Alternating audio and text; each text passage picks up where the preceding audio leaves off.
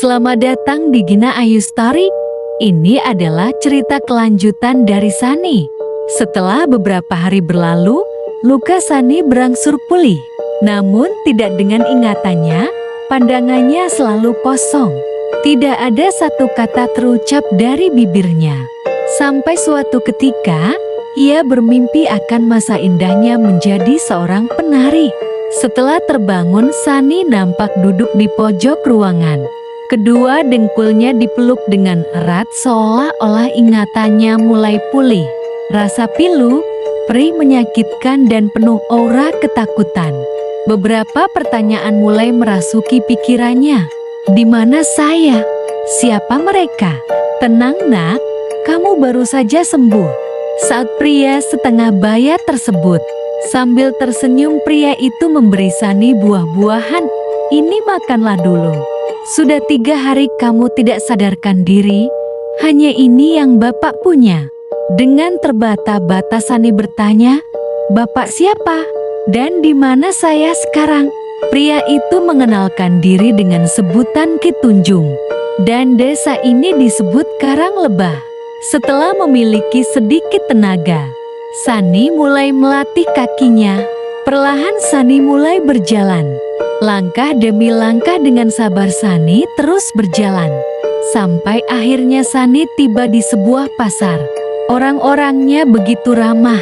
Tutur katanya tertata dengan bahasa Bali halus.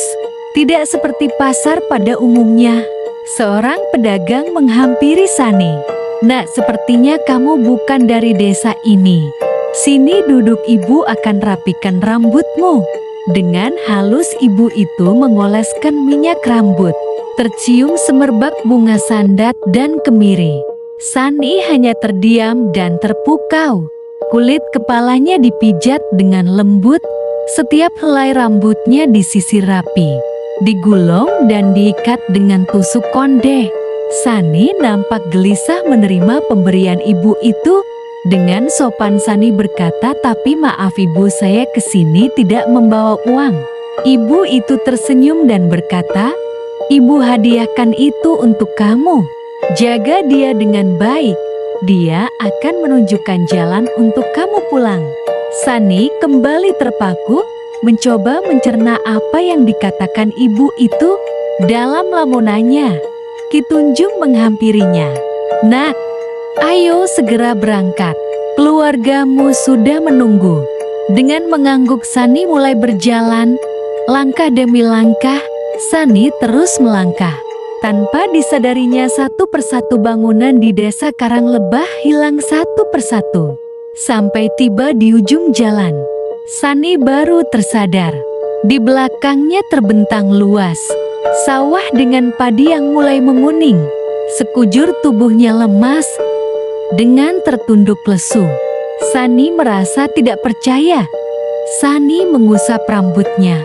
Tangannya menyentuh benda keras. Ia mencabut dan melihatnya.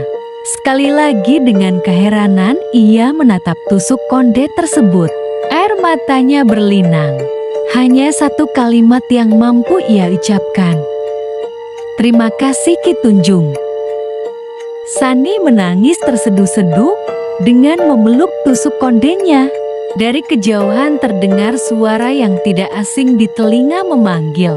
Manggil namanya, Sani, Sani, Sani.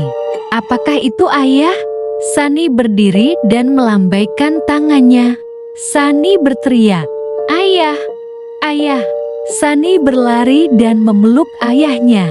Pertemuan ayah dan anak itu sangat mengharukan. Dengan wajah sumringah ayah Sani berkata, ayo nak kita pulang.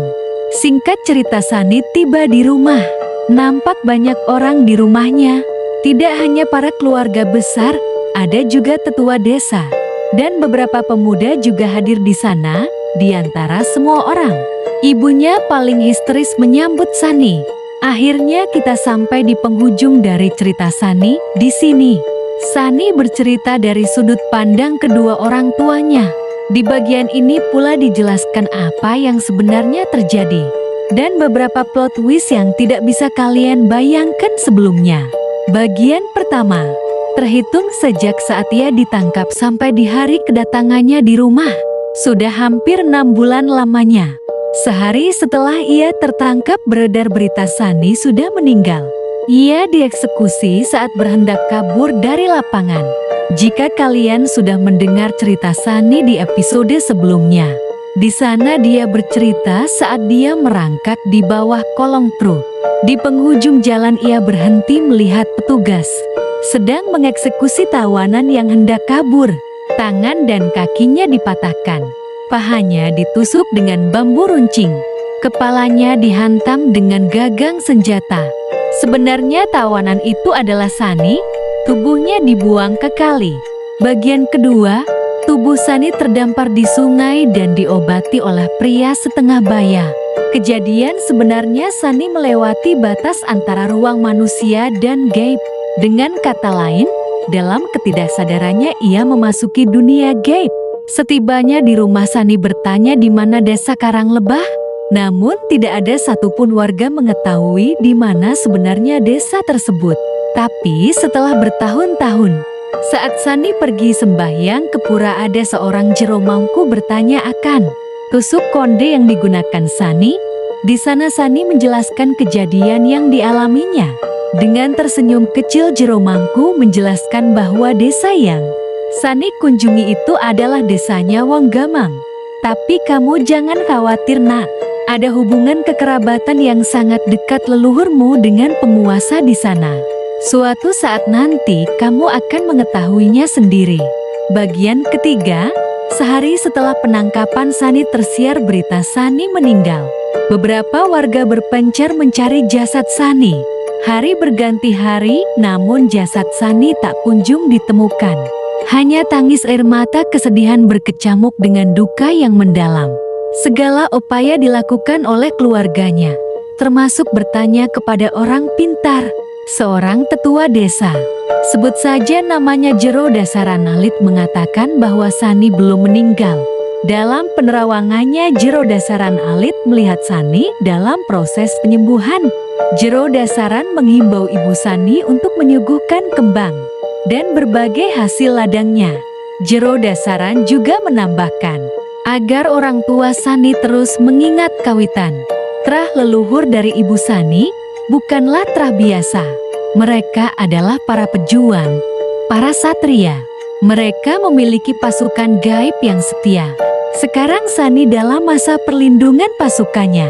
Tunggu beberapa bulan, ibu Sunny akan mendapatkan petunjuk atau wahyu. Pada saat itu kalian bersiap menjemput Sunny. Bagian terakhir, 6 bulan telah berlalu. Hampir setiap hari ibu Sunny memanjatkan doa untuk kepulangan Sunny. Hari itu udara berhembus sangat sejuk.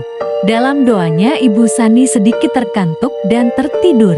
Ia bermimpi didatangi nenek-nenek tua.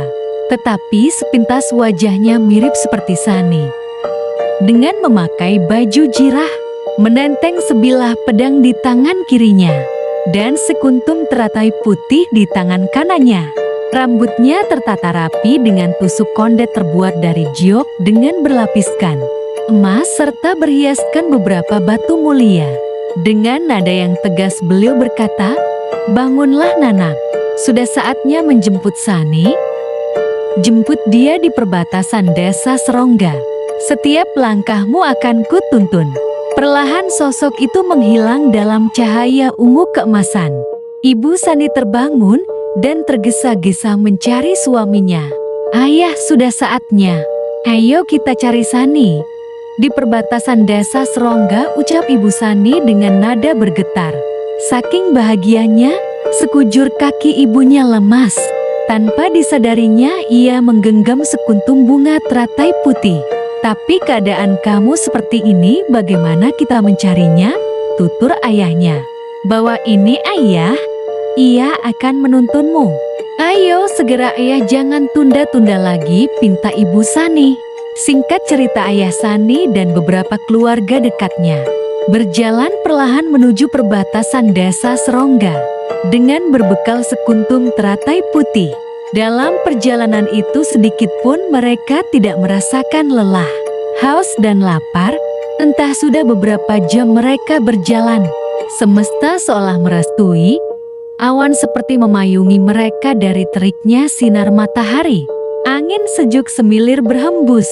Suara burung berkicau seolah menyambut kedatangannya. Setibanya di perbatasan, beberapa warga meneriakkan nama Sani. Begitu pula dengan ayahnya, Sani, Sani, Sani. Tetapi tidak ada yang menyahut. Tidak ada satupun orang di sana. Terlihat hanya hamparan sawah yang luas dengan padi yang menguning. Dalam keputusan asaan mereka, teratai yang dipegang ayah Sani kembali menunjukkan rombongan tersebut dengan keajaibannya. Teratai itu bersinar, seolah menyinari desa yang tidak mampu terlihat dengan mata manusia biasa. Hamparan sawah berganti menjadi sebuah desa kuno. Jalan-jalan tanah yang tertata rapi dan bersih. Bangunan yang terbuat dari tanah liat. Nampak beberapa orang sedang berkegiatan memandai besi. Dan apa pula beberapa orang yang merawat kuda. Sejenak rombongan itu terpukau. Tetapi dalam lamunan mereka dari kejauhan terlihat Sani berjalan.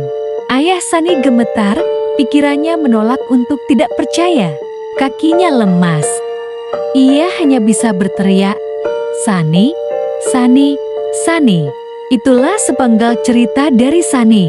Dengan menunjukkan bekas luka di pahanya, Sani mengakhiri cerita ini. Sampai jumpa di story berikutnya. Gina Ayu pamit.